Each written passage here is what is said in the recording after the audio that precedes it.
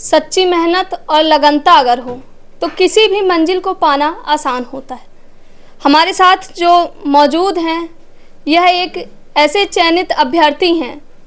इनका चयन उस स्थान में हुआ है जहां भारत में केवल 4 स्थान थे। 4 स्थान में इन्होंने दूसरा स्थान अर्जित किया है। हमारे साथ जो मौजूद हैं प्रभात तिवारी हैं, जिनका उस स्थान में सिलेक्शन हुआ है जिसका सपना एक आम लड़का देखता है, जिसकी तैयारी बहुत सारे अभ्यर्थी करते हैं। तो सबसे पहले आपका हमारे साथ जुड़ने के लिए बहुत बहुत शुक्रिया और साथ ही आपको बहुत बहुत बधाइयाँ। Thank you very much. सबसे पहले आप बता दीजिए आपका सिलेक्शन किस में हुआ है, क्योंकि हमें तो पता है लेकिन हम खुद जानना चाहेंगे और अपने दर्शकों को भी समझाना चाहेंगे और बताना चाहेंगे कि आपका सिलेक्शन कैसे हुआ है। मेरा सिलेक्शन जो है मेजर पोर्ट्स अथॉरिटी में हुआ है। ये ministry of shipping and waterways के अंडर में आती है। तो इसमें जब नोटिफिकेशन पहला रिलीज़ हुआ था तो इसमें केवल 2 पोजीशंस थी। तो मैंने क्या पहले भी एक पोजीशन के लिए भी अप्लाई करा हुआ है, तो 2 पोजीशंस काफ़ी ज़्यादा थी मेरे लिए। फिर वो 2 गुना और बढ़ गई। तो अब प्रिपरेशन मेरा चल ही रहा था फुल फ्लेजेड। जो है मैं पहले बैंकिंग का तैयारी कर रहा था, फिर क्योंकि सिलेबस सेम था तो मैंने सोचा इसको ही भरते हैं और फिर बाय गॉड्स ग्रेस हो भी गया इसमें। अच्छा, आपके मन में कैसे आया कि इसमें भरना चाहिए? कुछ इसके बारे में पहले से पता था? पता तो नहीं था, इसलिए इसमें क्या है जो नंबर ऑफ़ एप्लीकेंट्स भी थे तो कंपैरेटिवली कम थे। जो मैंने और भी एग्ज़ाम्स निकाले हैं, मैं एक्चुअली ऑलरेडी सर्विस में था इस टाइम पे। कहाँ आप सर्विस में? मैं बैंक ऑफ बड़ौदा में as an assistant manager IT में मुंबई में पोस्टेड था जब इसका रिज़ल्ट आया है। अच्छा जी। तो आपको जब इसका रिज़ल्ट आया, जब आपने रिज़ल्ट देखा, उस वक्त आपका क्या एक्सप्रेशन था? साथ ही जब आप अपने माता पिता या फिर जो भी आपके मेंटोर होंगे, शिक्षक होंगे, घर के कई सदस्य होंगे, तो उनका रिएक्शन किस प्रकार का था? पहला तो मेरे को बिलीव नहीं हो रहा था। मेरे को लगा कि मेरा नहीं है लेकिन फिर रोल नंबर वगैरह मैंने वेरीफाई करा तो मेरा ही था। अच्छा। फिर मैं घर में बताया तो घर में भी बिलीव नहीं हो रहा था सेकंड रैंक कैसे आ गया। लेकिन फिर जो है फिर धीरे से बिलीव हुआ सबको कि भाई आ गया है। अच्छा जी। तो आपने इसकी तैयारी कैसे शुरू की? मतलब कहते हैं कि एक बच्चा जो होता है, अब 4 पोस्ट थे तो कहते हैं कि यार बहुत पढ़ाकू लड़का रहा होगा। तो क्या आपके साथ भी ऐसा था? आप कह रहे हैं कि आप जॉब में थे, जॉब के बीच पढ़ाई के लिए समय निकालना, 4 पोस्टों में आपका सिलेक्शन, सेकंड स्थान में आना, कैसा था आपका जर्नी? कैसे आप मैनेज करते थे समय को? बिल्कुल, मैं एक एवरेज स्टूडेंट ही रहा हूँ लाइफ भर, जब तक ये अचीवमेंट मिल नहीं गया। अब लोगों को यही लगता है कि बहुत ज़्यादा पढ़ता होऊंगा, लेकिन मेरा बैकग्राउंड ऐसा नहीं था। तो जो है मेरा बल्कि 12th वगैरह में भी काफ़ी जो है कम परसेंटेज है। 12th में मेरा 75% है, तो काइंड ऑफ एवरेज स्टूडेंट ही रहा हूँ मैं लाइफ भर। फिर अब क्या है कि मैं और भी एग्ज़ाम्स का कंटिन्यूसली प्रिपरेशन कर रहा था। मैंने गेट एग्ज़ाम भी निकाला है, उसमें भी ठीक ठाक ही रैंक है। उसके बाद में फिर बैंकिंग एक कहीं से आया टारगेट में, तो बैंकिंग के पीओ एग्ज़ाम्स जो होते हैं आईबीपीएस के, एसबीआई के, तो ये सारे निकाले मैंने। उसके बाद में एज एन अब क्योंकि आईटी बैकग्राउंड था मेरा, कंप्यूटर साइंस में इंजीनियरिंग और पोस्ट ग्रेजुएशन भी चल रहा था इसमें, तो आईबीपीएस एसओ के थ्रू मेरा सिलेक्शन हुआ बैंक ऑफ बड़ौदा में। इसमें भी मेरा रैंक अच्छा ही था, कितना था पता नहीं क्योंकि उसके लिए आरटीआई फाइल करना होता है। अब ये भी दिखा एक काइंड ऑफ अपॉर्चुनिटी, तो ये पोजीशन भी असिस्टेंट डायरेक्टर के लिए था, तो मैंने बस अप्लाई कर दिया। अच्छा, आपके घर में आपसे छोटे भाई बहन भी होंगे, तो अब आप उनके लिए एक इंस्पिरेशन बन गए हैं। तो क्या आपके छोटे भाई बहन, आपके माता पिता कहते हैं कि यार भैया इतना पढ़ लिया है, तुम लोग कब पढ़ोगे, ऐसा कुछ माहौल? हाँ ऐसा है, बल्कि जो मेरे और जो क्लोज रिलेटिव्स भी हैं, तो जो छोटे बच्चे हैं उनको भी थोड़ी डांट सुनने को भी मिल रही है कि भाई तुम भी पढ़ो करके। लेकिन कहीं ना कहीं एक इंस्पिरेशन भी मेरे को दिख रहा है। जैसे मेरा छोटा भाई भी है, ये ऑलरेडी जॉब में था, प्राइवेट जॉब कर रहा था ये। तो अब मेरा आईबीपीएस में जब सिलेक्शन हुआ तो उसके बाद से ये भी इंस्पायर हो करके जो है प्रिपरेशन करने का डिसाइड करा। फिर उसने अपनी जॉब छोड़ दी। अच्छा। करना नहीं था उसको ऐसे, अकॉर्डिंग टू मी, बट अच्छा, मतलब आपसे इंस्पिरेशन उन्होंने लिया और तैयारी शुरू कर दी। जी जी जी जी। अच्छा, तो और भी जो लोग हैं वो किस प्रकार अप्लाई कर सकते हैं? कि जैसे बहुत सारे लोग नहीं जानते हैं इस पोस्ट के बारे में, तो कैसे, थोड़ा सा बताइए। जी, अब जो प्रिपरेशन में ऑलरेडी हैं, जो बैंकिंग की, फिर क्वांट्स, रीजनिंग, इंग्लिश, ये सारी क्लासेस ले रहे हैं, तो इनको टच में रहना चाहिए। जो जॉब के लिए जो एम्प्लॉयमेंट की वेबसाइट्स रहती हैं ना, जिनमें नोटिफिकेशन आते रहते हैं, तो इनसे कॉन्स्टेंटली टच में रहना चाहिए। हर तीसरे दिन चौथे दिन मैं देखते रहता था कौन सी अपॉर्चुनिटीज़ आ रही हैं कि कोई मिस ना हो। तो ये चीज़ जो है रेगुलरली फॉलो करता था मैं। अच्छा, आप जब पढ़ाई करते थे तो आपको कौन सा सब्जेक्ट कठिन लगता था और उस कठिनाई को आप कैसे दूर करते थे? अब क्योंकि मैं टेक्निकल का स्टूडेंट रहा हूँ, टेक्निकल मेरा जो है गेट के प्रिपरेशन के साथ ही स्ट्रांग हो गया था, तो मेरे लिए मेन चैलेंजिंग था जो इसके क्वांट्स, रीजनिंग और फिर इंग्लिश भी। अब इंग्लिश का भी मैंने कैट का प्रिपरेशन करा था, तो इंग्लिश का भी उतना करना नहीं पड़ा। बस क्वांट्स और रीजनिंग के लिए थोड़ा अलग इसमें प्रिपरेशन चाहिए बैंकिंग एग्ज़ाम्स में, क्योंकि स्पीड का खेल होता है इसमें, तो मैंने उस पर ही फोकस करा बस।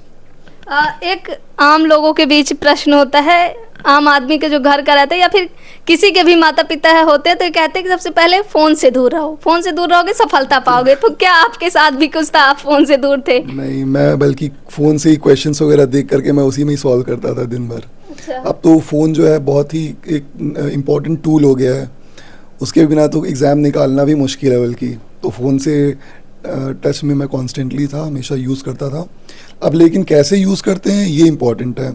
तो मैं जो है पढ़ाई और फिर वीडियोस और प्रैक्टिस क्वेश्चंस जो करते हैं वो फ़ोन के थ्रू ही करता था। अच्छा, आपको नहीं लगता था कि रील भी देखना चाहिए, थोड़ा सा मन वो हो? बीच बीच में थोड़ा बहुत देखता था, ऐसा झूठ नहीं बोलूँगा। और लेकिन जो टारगेट है उस दिन का वो अचीव करना है, ये जो है पैरामाउंट होता था मेरे लिए। बाकी बीच में थोड़ा बहुत करता था। अच्छा, मम्मी से आपकी एक्सपेक्टेशन रही होंगी, ऐसा लोग कहते हैं कि ये लड़का पढ़ता रहा होगा, माँ बाप के साथ घूमने फिरने नहीं जाता रहा होगा, तो क्या आपके साथ भी कुछ हुआ कि यार मैं माँ को समय नहीं दे पा रहा हूँ? आप कह रहे हैं आप जॉब में थे, तो आपके परिवारजनों की भी एक बेटे हैं आप, आपकी अपेक्षा, उनकी अपेक्षाएं आपसे रही होंगी, तो क्या लगता है कि आप उन अपेक्षाओं पे खड़े उतरे? अब खड़े उतरे, मुझे लगता है खड़े उतरे हैं, लेकिन एक सेक्रीफाइस वाला पार्ट रहता है इसमें।